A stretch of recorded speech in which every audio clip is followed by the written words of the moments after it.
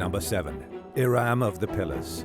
Iram of the Pillars, also known as the Atlantis of the Sands, was destroyed by a vengeful god. The story of the city can be found in the Muslim holy book, the Quran. The book says that Iram was home to a people known as the Ad. King Shaddad, who was a descendant of Noah from the Ark, was the ruler of the city. But King Shaddad was greedy. His greed bled into his people, resulting in his city becoming a hub for heathens and sinners. The prophet Hud came to Shaddad one day and told him that Allah was dissatisfied with the way he was running things in Iram of the Pillars. The prophet said that if the king and his people continued to disregard the teachings of God, then their city would be annihilated. The king refused to heed the warning, and so did the people of the city. So on one fateful day, God sent a sandstorm to decimate Iram of the Pillars. The sandstorm lasted 8 long and brutal days. By the time it was over, Iram of the Pillars was no more. The city was buried somewhere in the Arabian desert.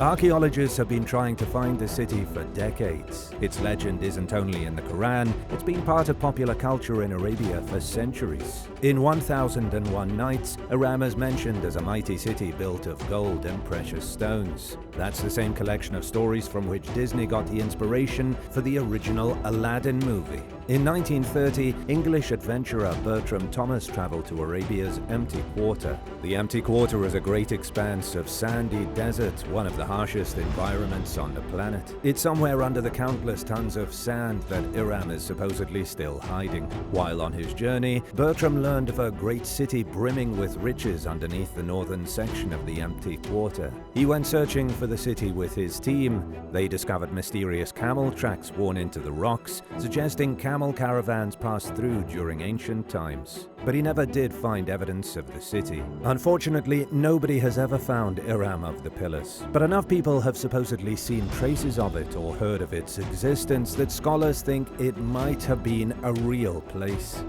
Number 6. Sodom and Gomorrah.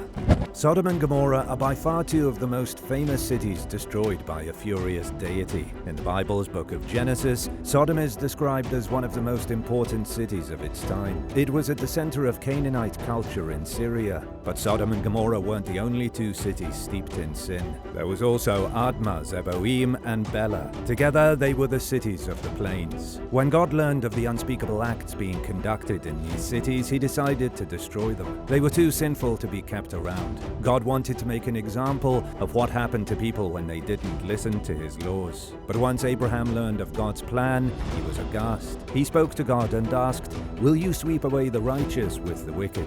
Abraham argued with God that if he could find 10 righteous people in the city of Sodom, it shouldn't be destroyed. It wasn't fair to those who were righteous. So God sent his angels to investigate. 2 angels arrived in Sodom and met with Lot, a foreigner to the city who acted as gatekeeper. Lot was very courteous to the angels. He brought them to his home so that he could feed them and wash their feet. But the city folk saw the angels arrive and were intrigued. A mob of men surrounded Lot's home. They demanded he hand over the strange men so that they could fornicate with them. Lot was so disturbed that he tried to offer the mob his daughters to make them go away, but they refused. The mob said if Lot didn't hand over the men for some non-consensual intimacy, they would break down his door and steal them. What the men didn't realize was that they were trying to violate angels. God was so disgusted by what happened in the city that Sodom was destroyed in fire and brimstone. So was Gomorrah, Admah, and Zeboim. The only city of the plains that was spared was Bela,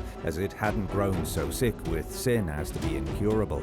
Scholars believe the city of Sodom was a real city from the Bronze Age named Tol el-Hammam. The city was destroyed in 1650 BC by a blast of fire and brimstone. Archaeological evidence has revealed that the air temperature above the ancient city rose to 3,600 degrees Fahrenheit within seconds. The city was destroyed by an exploding comet or meteor. The explosion unleashed 1,000 times more power than an atomic bomb. According to the Jerusalem Post, Tol el-Hammam was the largest of a group of major cities in Jordan.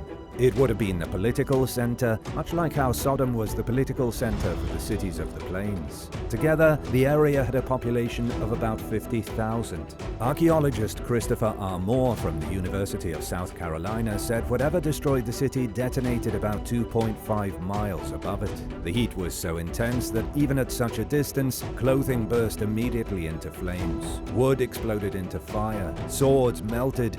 So did eyeballs out of people's skulls. Not a single soul in the city would have survived. Archaeologists believe this event was the inspiration for the biblical story of Sodom and Gomorrah. However, religious scholars argue the findings are proof of God's wrath. What do you think? And now for number 5. But first, it's shout-out time. I wanted to give a big thank you to Amelia Ramlo and Shinle Aranayo 6705 for supporting this channel. Be sure to subscribe if you haven't already for more videos like this. Number 5. Namazu, the Earth Shaker. In Japanese mythology, Namazu is a giant catfish that destroys entire cities by causing earthquakes. It was believed Namazu lived underneath the earth in great subterranean seas and rivers. I say believed in the past tense, but the truth is that many Japanese still believe in the power of the underground catfish. On November 11, 1855, the city of Edo was devastated by a mighty earthquake. Edo, known as Tokyo these days, was utterly demolished. An estimated 14,000 structures fell apart. Around 7,000 people perished in the destruction. The event was so biblical in nature, it became known as the Great Ansei earthquake. In the aftermath, Namazu was blamed for the destruction. People still place giant stones at Kanami-ishi shrines to try and weigh down the catfish, preventing it from wiggling and causing earthquakes. Number 4. Salmone. In ancient Greece, Salmone was once a great shining city of wealth and prosperity, but its founder and long-ruling king was not a very nice man. His name was King Salmonius, and he had a feud with Zeus, lord of the Olympians. The king despised people who worshipped Zeus since it took attention away from himself. He would imitate Zeus to try and steal his worshippers. It became too much disrespect for Zeus to handle, and he obliterated the city in anger. King Salmonius was the son of Thessaly's king Aeolus and queen Anarete. He was originally a prince in Thessaly, but chose to emigrate to Elis, where he could build his own city and rule it without anyone bothering him. Instead of waiting around to become king of a kingdom that already existed, he figured he would make his own. He married a woman named Alcides, who gave birth to their daughter Tyro. Alcides died, and King Salmonius remarried with a woman named Sidero. Sidero did not like her stepdaughter. This was especially true because Tyro grew into one of the most beautiful women in ancient Greece, making all other women jealous. She was so beautiful that she came to the attention of her uncle Sisyphus. After much courting, Tyro submitted and agreed to marry her uncle. According to an oracle, Tyro's son would grow up to kill King Salmonius, which was great for Sisyphus, who had never liked his brother very much. When Tyro learned of the prophecy, she got rid of her own child to save her father's life. Then she was bedded by Poseidon, king of the sea. She gave birth to a pair of demigod children, Peleus and Neleus. Being the grandfather of demigods made King Salmonius become obsessed with the notion that he was of equal value to Zeus. He began acting like Zeus, trying to imitate the god of lightning and thunder. He would parade through the streets making a mockery of Zeus. This angered the god so much that he blasted King Salmonius with his lightning bolts. The king was dead, but the fire from the lightning spread. Soon the entire city of Salmon was burned to the ground. Number 3. Maheno Daro. Maheno Daro was a majestic city in Pakistan's Indus Valley 4,000 years ago. It was a city of such grandeur that it rivaled any other in the world. In fact, many archaeologists believe its civic planning and architecture may have surpassed similar cities in Egypt and Mesopotamia. Houses had bathrooms, many of them with working toilets connected to sewers. It may not sound important today, but that was unheard of for the era. Even though the place was built out of bricks and mud, it was insanely advanced, almost too advanced for 2000 BC. The biggest mystery surrounding Maheno Daro is that nobody knows what happened to it. The city was abandoned very suddenly after 2000 BC. During the past century of excavations, archaeologists have continuously found random skeletons scattered in streets and houses. For a long time, experts believed the skeletons were victim of a massacre. It was thought that an army entered the city and slaughtered the townsfolk. Countless skeletons have been found lying in rubble and ash, suggesting violent deaths. But none of them were ever found to be holding weapons. In the 1950s, Sir Mortimer Wheeler proposed Maheno Daro's people were massacred by the Indo-Aryans. Another theory supported by archaeological evidence is that there was a flood. The flood may have washed through the city, killing people in their homes as they desperately tried to flee. A third, less popular theory is that they were the victims of a plague that killed Maheno Daro almost overnight. But what if it was a vengeful god who put an end to the city? In the Indian epic Mahabharata, there is a very unusual description that experts have connected to a devastating blast. The verse in the ancient book says this: a single projectile charged with all the power of the universe, an incandescent column of smoke and flame as bright as 1,000 suns, the cloud of smoke rising after its first explosion. The description goes on and on like this, describing a giant iron thunderbolt reducing an entire race to ashes. The ancient epic seems to be describing nuclear annihilation at the hands of the gods. Could that be what really happened at Maheno Daro? Did an angry god send a bomb to destroy the city? Or was there an ancient nuclear war? Let me know what you think in the comments, and hit that subscribe button while you're at it. Number 2. Pyrames. Pyrames was built by Pharaoh Ramesses the Great during his rule over ancient Egypt between 1279 and 1213 BC. Upon its creation, it was considered the greatest city in Egypt. Its name translates in English as the House of Ramses. The city is most famous for how God decimated it in the Bible. The city was the starting location for the book of Exodus. The Bible says Pyrames was built by slaves and was where the Pharaoh subjugated the Israelites. It was Pyrames that suffered the 10 plagues of Egypt. Every single year on April 15th, the Passover holiday begins. Around the globe, Jewish people get together and celebrate the 10 plagues that were unleashed on Pyrames by God.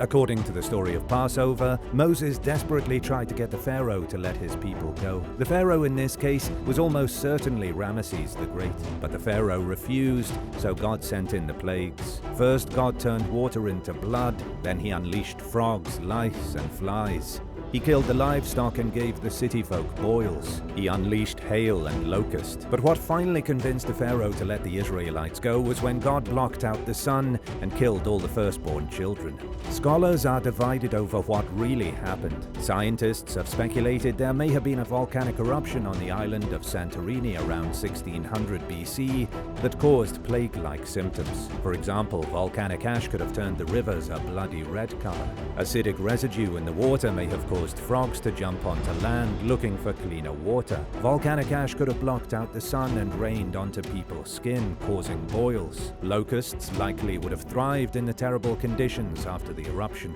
Many of the plagues can be attributed to a volcanic disaster. Seeing as Pyrames was mysteriously abandoned shortly after the events of Genesis, it could be that God's plagues really did destroy the city.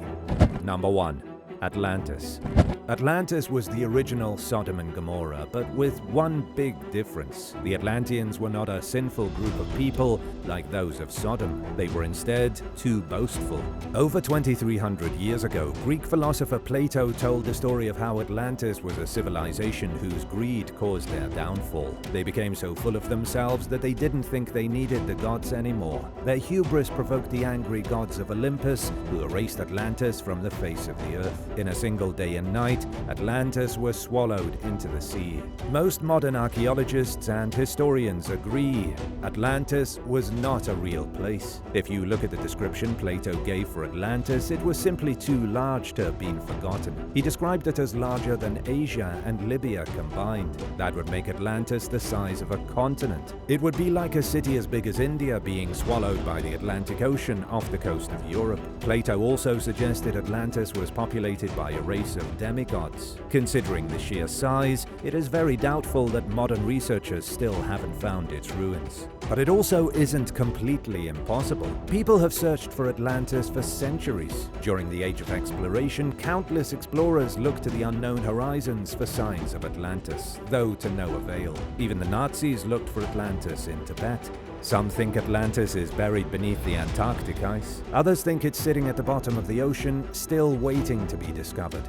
The biggest and most popular theory is that Atlantis was a real city on the island of Crete in Greece, likely linked to the Minoan civilization. Archaeological evidence has shown there was a huge tsunami that devastated Crete around 1600 BC. It was probably so big that it wiped out whatever city was on the coast. The destruction of the ancient unknown city may have inspired the tales of Atlantis. Do you believe it's angry gods that destroy cities, or can it all be blamed on natural disasters? Let me know in the comments, and remember to hit subscribe. Thanks for watching, and come back soon for more awesome stuff from the channel.